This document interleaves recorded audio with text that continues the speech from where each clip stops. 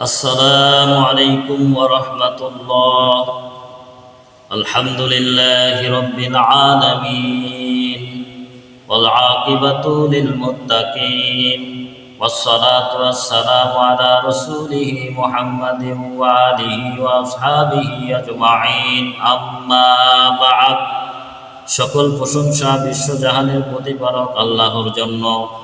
দরুদ ও সালাম বর্ষিত হোক রাসূল সাল্লাল্লাহু আলাইহি ওয়াসাল্লামের প্রতি সাল্লাল্লাহু আলাইহি ওয়াসাল্লাম। ওয়ালাকাদ জারা'না লিজাহান্নামা কাসীরাম মিনাল জিন্নি ওয়াল ইনস লাহুম কুলুবুন লা ইয়াফকাহুনা বিহা ওয়া লাহুম আ'য়ুনুন লা ইউবসিরুনা বিহা وَلَهُمْ آذَانٌ لَا يَسْمَعُونَ بِهَا أُولَٰئِكَ كَالْأَنْعَامِ بَلْ هُمْ أَضَلُّ أُولَٰئِكَ هُمُ الْغَافِلُونَ। আল্লাহ তাআলা সূরা আরাফের 179 নম্বর আয়াতে বলেন, অবশ্যই আমি জিন এবং ইনসানকে অধিকাংশ জিন এবং ইনসানকে জাহান্নামের জন্য সৃষ্টি করেছি। যাদেরকে আমি আল্লাহ তাআলা চক্ষু দিয়েছি দেখার জন্য, তাদের চক্ষু রয়েছে অথচ আল্লাহকে বুঝলো না।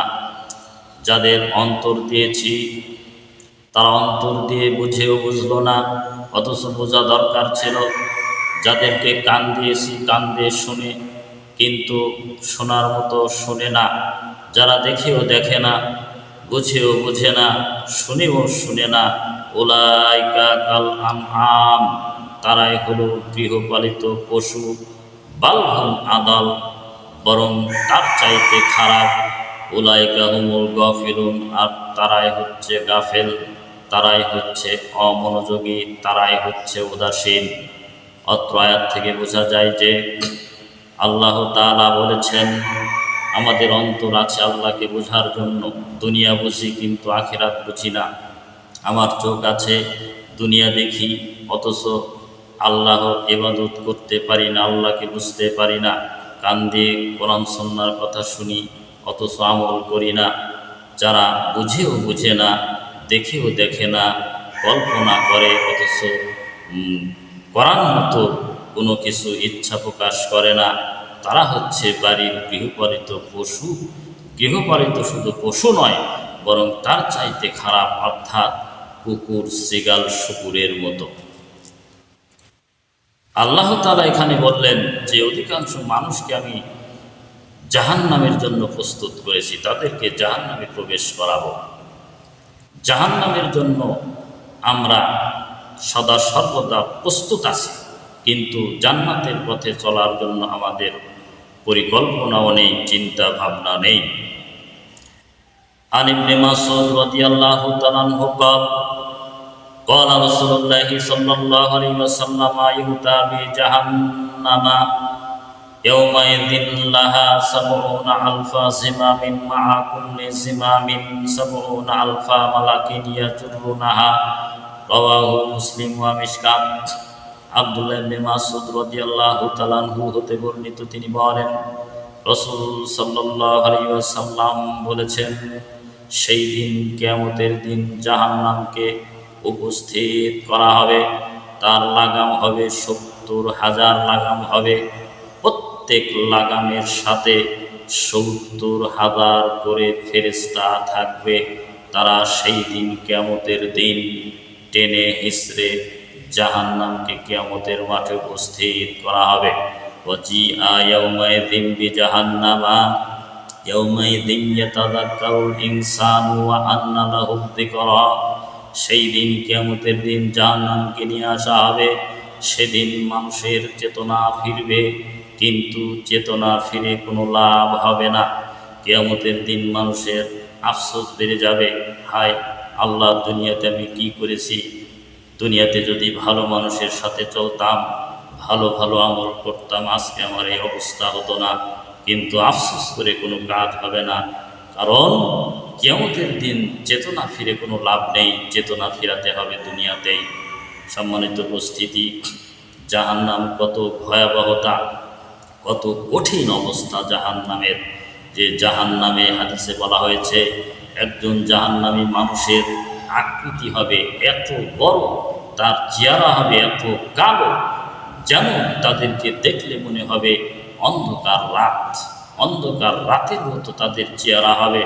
তাদের দুই কাঁধের, জাহান্নামী মানুষের দুই কাঁধের দূরত্ব হবে 3 দিনের পথ, অর্থাৎ একজন অশ্বারোহী 3 দিন চলার পরে যত দূর পর্যন্ত যাবে, একটানা চলার পরে যত দূর পর্যন্ত যাবে তত দূর পর্যন্ত জায়গা তাদের দুই কাঁধের দূরত্ব হবে।